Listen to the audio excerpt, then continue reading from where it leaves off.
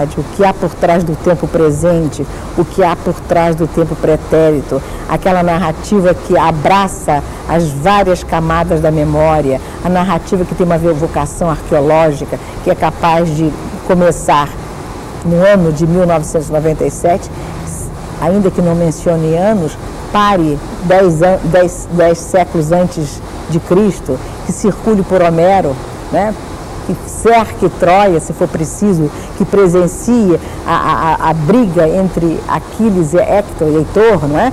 Então, nesse sentido, eu acho que o romance, porque eu estou falando do romance, o romance é um gênero extraordinário e, a meu juízo, o gênero mais contemporâneo e mais moderno.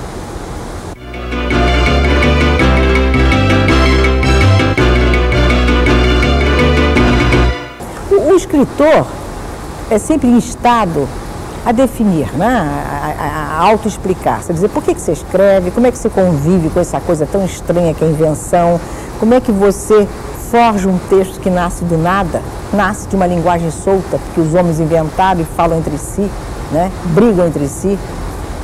Então o escritor se põe a explicar, mas eu acho que ele convive nessa tentativa de explicar com o mais difícil dos mitos, que é o mito da criação. E por mais que ele acredite sinceramente que preside a criação em todas as suas instâncias, ele o faz tecnicamente, mas há aspectos quase imanentes da criação que são inexplicáveis. Você não sabe por que, inclusive, que certos livros são luminosos e outros são um fracasso, são até bem feitos, mas não ganham transcendência. São livros que nascem bem feitos, repito, mas acanhados, fatalizados pela imperfeição moral e estética.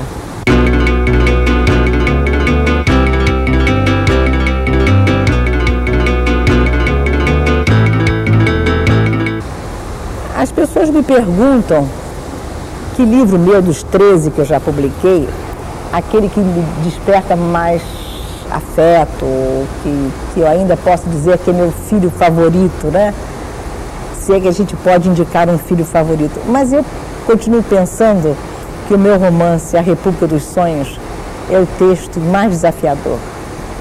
Ele, para mim, ele seria a minha suma teológica, onde eu concentrei todas as minhas experiências narrativas, todos os meus experimentos do tempo, como é que eu trabalho o tempo, como é que eu coexisto com a memória, como é que eu trabalhei com várias sociedades ao mesmo tempo, né? Várias épocas, várias civilizações, porque eu trabalho com o mundo europeu, com o imaginário europeu e eu trabalho com o imaginário brasileiro, né? Uma mútua descoberta que se consolida, quem sabe, no meio do Atlântico, né?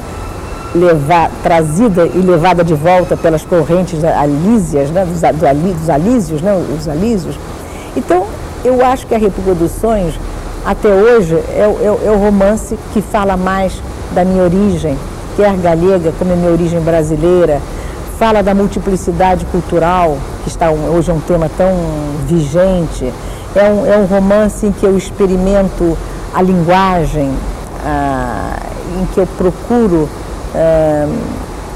projetar nas frases uma luminosidade amadurecida, com arrebatos menos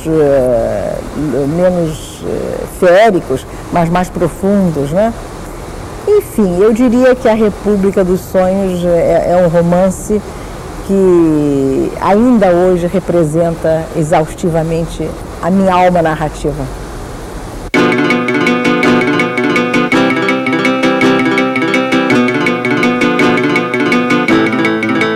Se a vida não é representada, onde é que a vida fica? A vida não pode ficar numa gaveta, a vida não pode ser encerrada, fechada dentro de um cofre. Os segredos, sim, que os segredos são a vida, mas alguém terá que, com uma chavezinha falsa, abrir esse cofre e roubar o segredo. O segredo, inclusive, é um dos sustentáculos da narrativa, né? É um pilar da arte de criar, da arte de engendrar enredos, da arte de engendrar expectativas narrativas e artísticas, né? Aliás, nós criamos e aceitamos o produto da criação através do espetáculo da ilusão. Se a ilusão, né, Nós não podemos dizer a alguém que estamos apaixonados, não podemos dizer sequer que temos pretensões à vida, não podemos sequer conceber o projeto do sonho.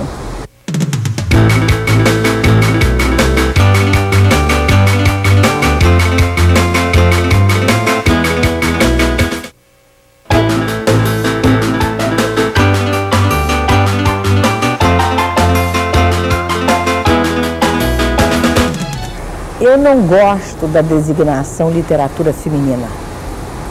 Eu posso aceitar literatura feita por mulheres, porque não existe literatura masculina, mas sim literatura que os homens fizeram ao longo da história. E, evidentemente, os homens foram os épicos, os narradores primeiros, porque as mulheres estavam interditadas, as mulheres não tiveram acesso à cultura formal. As mulheres começaram a frequentar as universidades há muito pouco tempo. Então, a mulher um ser recente no mundo da cultura.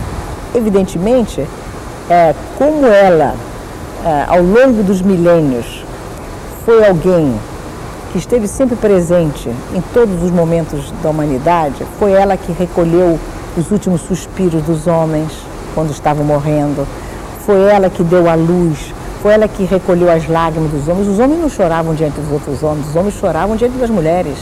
Os homens se prendiam, se encerravam nas tendas e abriam seus corações para suas companheiras. E a mulher, então, foi alguém que recolheu os sentimentos mais profundos da humanidade. E quando os homens, certamente, quiseram conhecer que sentimentos eram estes, eles conversavam com as mulheres. A mulher hoje é herdeira de todo esse acervo cultural e escreve como se homem fora, mas como ela é uma mulher e ela herdou toda a psique feminina, todas as frustrações, as interdições, as proibições, ela certamente, no seu arcabouço mais profundo, lá dentro dela, na sua herança, na sua genética cultural, ela é alguém que é capaz de atribuir à linguagem feitos que os homens ignoraram, porque não deixaram ela viver, os feitos que foram proibidos. Certamente ela hoje, quando escritora, por pura herança, ela coloca no seu texto pontos de vista que ela não pôde explorar ao longo dos milênios, ponto de vista de quem vivia confinada, de quem vivia posta à parte. Então, eu acho que nesse sentido, o texto feito por mulher deve ter em seu arcabouço, no seu bojo, novidade.